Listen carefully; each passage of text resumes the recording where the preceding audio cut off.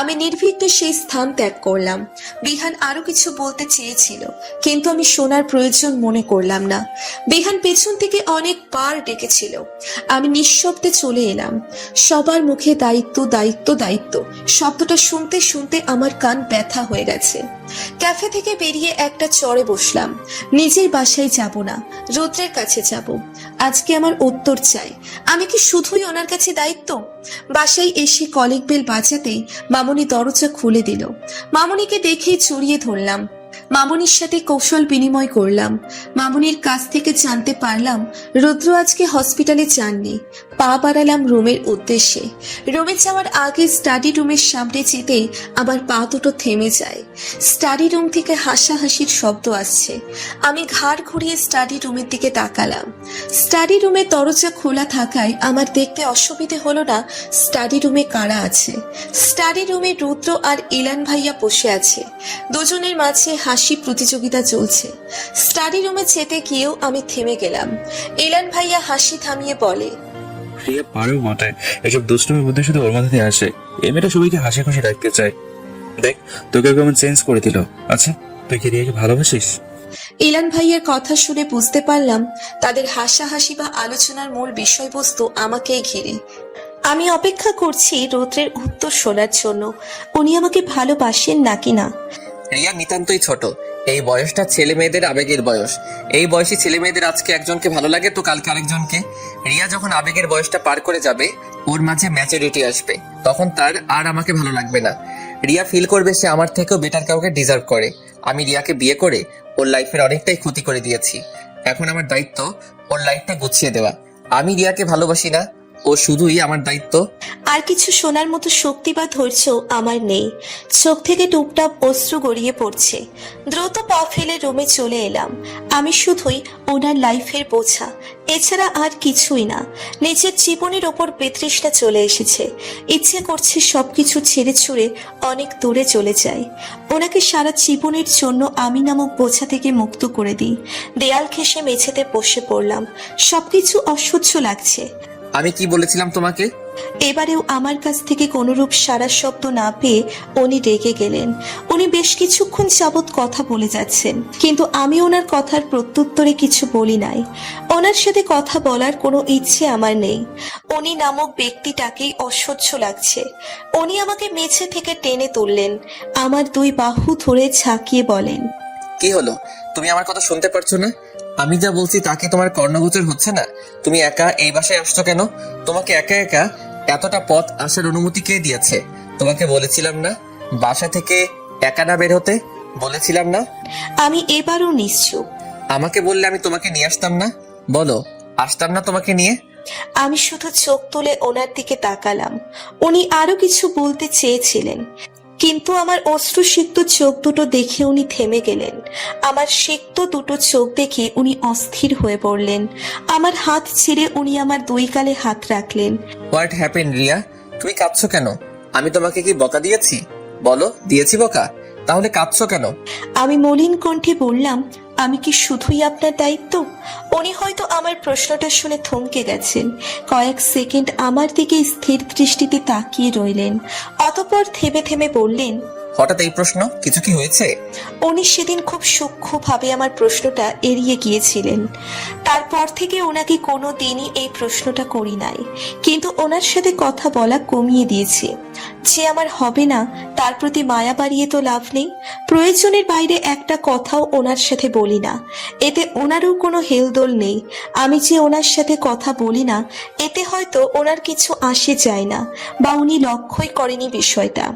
উনি আগের মতো আমাকে বাসায় আটকে রাখেন না, আমাকে আমার নিজের মতো ছেড়ে দিয়েছেন।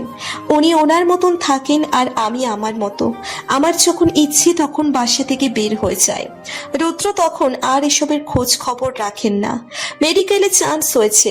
যেদিন খবরটা জানতে পারি সেদিন আমার অনুভূতি কেমন হয়েছিল বলে বোঝানো সম্ভব না। আনন্দে আমি কথা বলার ভাষা হারিয়ে ফেলেছিলাম। কেঁদেছিলাম সেদিন, খুব খুব কেঁদেছিলাম আব্বুকে জড়িয়ে ধরে। আব্বুর চোখের কোণে অশ্রুকণা ভিড় জমিয়েছিল, তবে সেটা দুঃখের নয়, আনন্দের। গাড়ি থেকে নামতেই শত শত ছাত্রের সমাবেশ দেখতে পেলাম। কেউ গেট দিয়ে ঢুকছে, আবার কেউ বের হচ্ছে। সবার গায়ে সাদা অ্যাপ্রন, আমার গায়েও আছে। আর একবার কলেজটায় চোখ বুলিয়ে নিলাম, ঘাড় ঘুরিয়ে পিছনে তাকালাম, এক পলক রুদ্রের দিকে তাকালাম। রুদ্রের সাথেই আমি এসেছি। রুদ্র এই মেডিকেলের ডক্টর। রুদ্রের মুখে অমায়িক হাসি, রুদ্রের গায়েও সাদা অ্যাপ্রন। কোথা থেকে ত্রয়ী এসে আমার হাত ধরে গেট দিয়ে প্রবেশ করে। ত্রয়ীর চোখে মুখে উচ্ছ্বাস। আমাদের খুশিটা তো তখনই দ্বিগুণ হয়ে গিয়েছিল যখন জানতে পেরেছিলাম আমরা দুজন একই মেডিকেলে চান্স পেয়েছি। আমরা দুজন বরাবরের মতো একসাথে থাকতে পারবো। আজকের দিনটা বেশ ভালোই কেটেছে। এত এত অপরিচিত মুখের মাঝে একটা অর্থ পরিচিত মুখ দেখতে পেয়েছিলাম। দীর্ঘ সময় পার করার পর ইফাদের সাথে দেখা। উনি এখন আমার টিচার। ওনাকে প্রথম দেখে যেমন আমি চমকে গিয়েছিলাম, ঠিক তেমনি উনিও চমকে গিয়েছিলেন। চমকা চমকির পালা শেষ হতেই আমরা দুজনেই হেসে ফেলি। ইফাত স্যার হেসে বলেছিলেন, আপনার সাথে আবারও দেখা হয়ে গেল। তখন আমাদের পরিচয়টা একরকম ছিল, আর এখন আরেক রকম। তখন আমাদের পরিচয়টা ছিল এই ব্যস্ত শহরে, ব্যস্ত রাস্তায় হঠাৎই দেখা হয়ে যাওয়া দুই মানব মানবী। এখন আমাদের সম্পর্কটা টিচার স্টুডেন্ট। পড়ার টেবিলে বসে বই নড়াচড়া করছি। নতুন বইয়ের গন্ধ আমার বরাবরই ভালো লাগে, সেটা পাঠ্য বই হোক বা গল্পের বই। তবে আগের মতো বই হাতে পাওয়ার আনন্দটা আর হয় না। সবাই মিলে একসাথে বই আনার অনুভূতিটাই অন্যরকম। দরজায় খট করে আওয়াজ হতেই ঘাড় ঘুরিয়ে পিছনে তাকালাম। উনি অলস ভঙ্গিতে দরজাটা বন্ধ করে এসে বিছানায় শুয়ে পড়লেন। উনি বাসায় এসেছেন মিনিট 20 হয়েছে। এসে শাওয়ার নিয়েছেন, ডিনার করছেন। ওনাকে এই রাতের বেলায় শাওয়ার নিতে দেখলে আমারই শীত শীত লাগে। ওনার মতো ফ্রেশ হলেই সমস্ত ক্লান্তি দূর হয়ে যায়। একদিনে সবার সাথে বেশ ভাব হয়ে গেছে। আচমকা ওনার কথা শুনে একটু ভয় পেয়ে গিয়েছিলাম।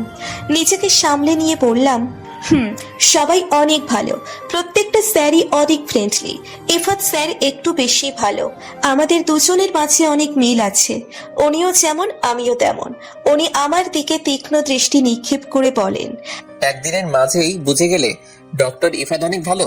ওখানে পড়াশোনা করতে গিয়েছিলে নাকি ডক্টর ইফাদ আর তোমার মাঝে মিল খুঁজতে গিয়েছিলে? একদিনে বুঝবো কেন? ওনার সাথে আমার আরো 2 বার দেখা হয়েছে। মনে আছে ওই দিন আমার অ্যাক্সিডেন্ট হতে যাচ্ছিল? ওই দিন তো উনিই আমাকে বাঁচিয়েছিলেন। ভালো বা খারাপ বোঝার জন্য একদিনই যথেষ্ট। আর আমি মানুষের মুখ দেখে বুঝতে পারি কে ভালো আর কে খারাপ। উনি ঠাট্টার স্বরে বলেন, আসছে জ্যোতিষী, মুখ দেখে মনের কথা বলে দিতে পারে। নিজের মন কি চাই সেটাই বুঝতে পারে না, আবার অন্যেরটা। আমি রেগে বললাম, দেখুন একদম মজা করবেন না। উনি সিরিয়াস ভঙ্গিতে বলেন, তুমি বললে ডক্টর ইফাদের সাথে তোমার 2 বার দেখা হয়েছে। ওই ঘটনার দিন একবার, আরেকদিন কবে দেখা হয়েছিল? ওনার প্রশ্ন শুনে আমি দমে গেলাম। রাগী দৃষ্টি শীতল হয়ে এলো। পড়ে গেলাম অথৈ সাগরে। ওনাকে যদি কলেজের ঘটনা বলি তাহলে উনি রাস্তা থেকে ইট তুলে এনে আমার মাথা ফাটিয়ে দিবেন। ওই দিন ওনাকে না বলে একা একা কলেজ যাওয়ার জন্য উনি আমার উপর রেগেছিলেন। এখন যদি বলি ওই দিন কলেজে আমাকে একটা ছেলে হ্যারাস করছিল, ইফাত স্যার আমাকে ওই ছেলেটার কাছ থেকে বাঁচিয়েছিলেন, তাহলে উনি আর আমাকে আস্ত রাখবেন না। আমি আমতা আমতা করে বললাম, ওই তো একদিন কোচিং এ দেখা হয়েছিল। ওনার হয়তো আমার উত্তরটা বিশ্বাস হয়নি, তাই উনি ধীর গলায় বললেন, তুমি সত্যি বলছো তো? এখানে অন্য কোনো কাহিনী নেই তো? আমি তাড়াহুড়ো করে বলে উঠলাম, আমি একদম সত্যি কথা বলছি, আর কোনো কাহিনী নেই। উনি আমার দিকে তীক্ষ্ণ দৃষ্টি নিক্ষেপ করে চোখ বন্ধ করে ফেললেন। ওনার মুখ দেখে মনে হচ্ছে না উনি আমার কথা বিশ্বাস করেছেন। আপাতত এই টপিক অফ করেছেন, এটাই অনেক। রুদ্র ড্রাইভ করছে আর আমি রুদ্রের পাশে বসে আছি। রুদ্রকে দেখে অনেকটাই চিন্তিত মনে হচ্ছে। মনোযোগ দিয়ে ড্রাইভ করছেন না, কেমন জানি অন্যমনস্ক। জিজ্ঞেস করেও লাভ নেই, কারণ উনি বলবেন না। আমি রুদ্রের চিন্তা বাদ দিয়ে বাইরে তাকালাম। একটা ফুলের দোকানের সামনে ভাইয়াকে একটি মেয়ের সাথে দাঁড়িয়ে থাকতে দেখে আমি অবাক হলাম। মনে ঘুরপাক খাচ্ছে অনেক প্রশ্নই। ভাইয়ার তো এই সময় অফিসে থাকার কথা, তাহলে এখানে কি করছে? ভাইয়া মেয়েটার সাথে এখানে দাঁড়িয়ে আছে কেন? মেয়েটা কে? আমি তাড়াহুড়ো করে বলে উঠলাম, গাড়ি দাঁড় করান। আচমকা আমার বলা কথায় রুদ্র থতমত খেয়ে গেলেন। দ্রুত দক্ষ হাতে গাড়ি দাঁড় করালেন। তারপর আমার দিকে তাকিয়ে গম্ভীর গলায় বললেন, এইভাবে হুট করে কেউ চিৎকার করে গাড়ি দাঁড় করাতে বলে? এখনই তো অ্যাক্সিডেন্ট হয়ে যেত। কবে একটু ঠিক হবা? ওনার কথা শুনে চট করে মাথাটা গরম হয়ে গেল। উনি সব সময় নিজের দোষ আমার উপর চাপিয়ে দেবেন আর আমিও বাধ্য মেয়ের মতো মেনে নিব। তা তো হবে না। আমি ওনার দিকে চোখ রাঙিয়ে বলি, আপনার স্বভাবই নিজের দোষ অন্যের ঘাড়ে চাপিয়ে দেওয়া।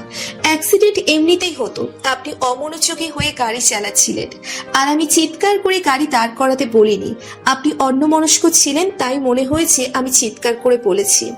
উনি আরো কিছু বলতে চেয়েছিলেন, কিন্তু তার আগেই আমি গাড়ি থেকে নেমে পড়লাম।